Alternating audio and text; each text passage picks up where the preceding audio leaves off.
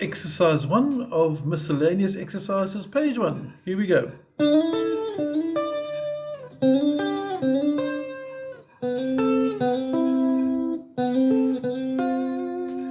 Now we're first going to take that riff over here, exercise 1, and we're going to drop it into a very basic chord jam in the key of C major, A minor, which we've taken from House of the Rising Sun. I'm going to quickly put the backtrack on now, put that riff inside there so you can hear it, and then afterwards we'll analyze it, break it down, and hopefully you can apply it to your own playing. Here we go.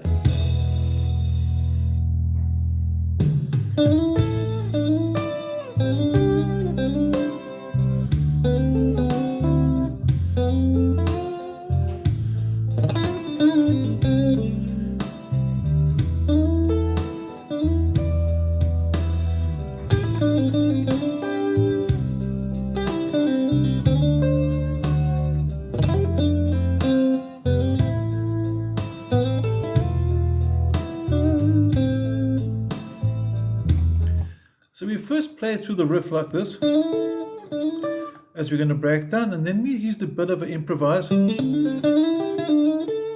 there you can hear the end phrase of that was part of the riff. For example, so you take parts of the riff after you learn them and then take it to your own playing. Like that. Now, I want to focus now on our picking hand for starters. We're going to see how cool we can get the middle finger working with the riff. Check this out over here. I'm going to fret number 7 as it is on the tab. I'm going to slide to 9. You can see the fretting hand working, and now to focus on the picking hand. What we're doing over there, after you pluck with the plectrum, got a slide, so it's one pick, slide from 7 to 9. Now watch him, he's sitting there on that second string and he's going to pluck it. So your middle finger of your fretting hand up there is fretting fret 10 after the slide, and you're picking it with the middle finger. And then again we repeat that onto the first string, so the whole riff. And if you put both left and right hand into view here, you can actually see the crossover a lot better. Here we go. And then for the second bar, same concept. And the important thing is to get this middle finger working there, because it comes in later for. So it's a very nice technique to get him working. It gives a different tone.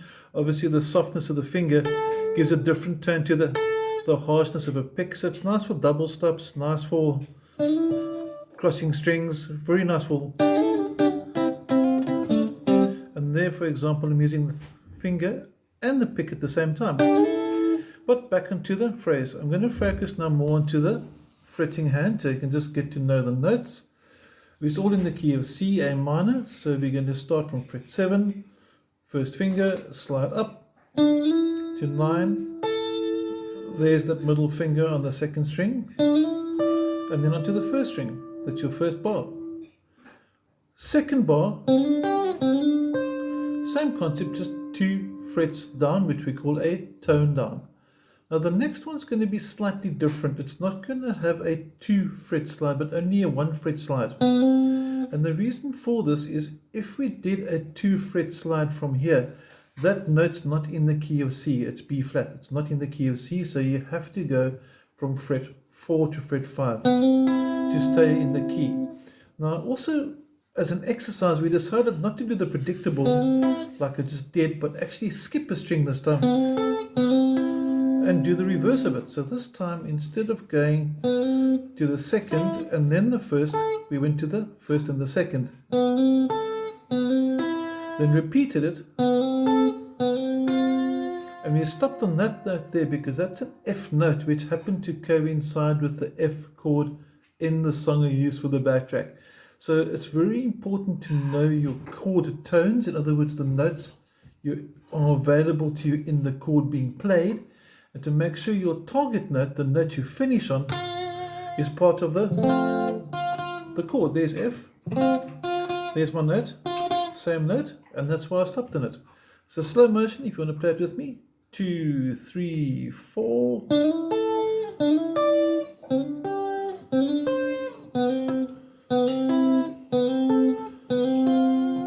Okay, don't fluff that note like I did. You got the idea. Okay, hope you enjoy the riff. I'm going to sit and just do a last minute jam with it for the fun of it.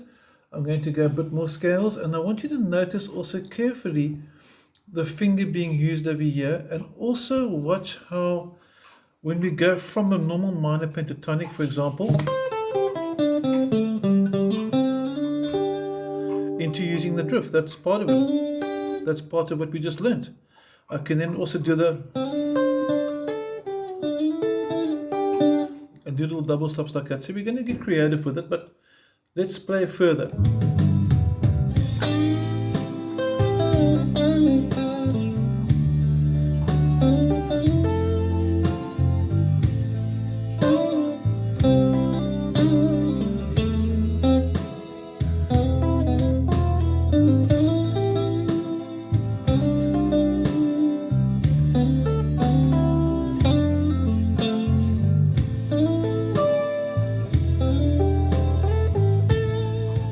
And of course you can always put a bit of a shred inside if you want to.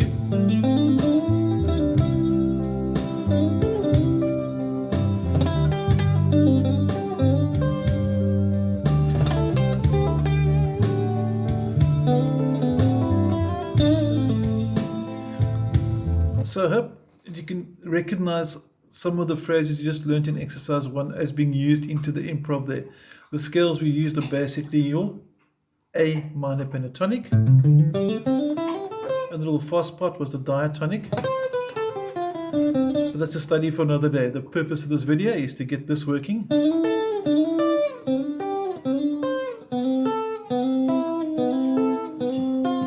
And if you got that learning, you got that under wraps, exercise 1 is tied up. Have an awesome day. We'll see you for exercise 2 shortly. Thank you.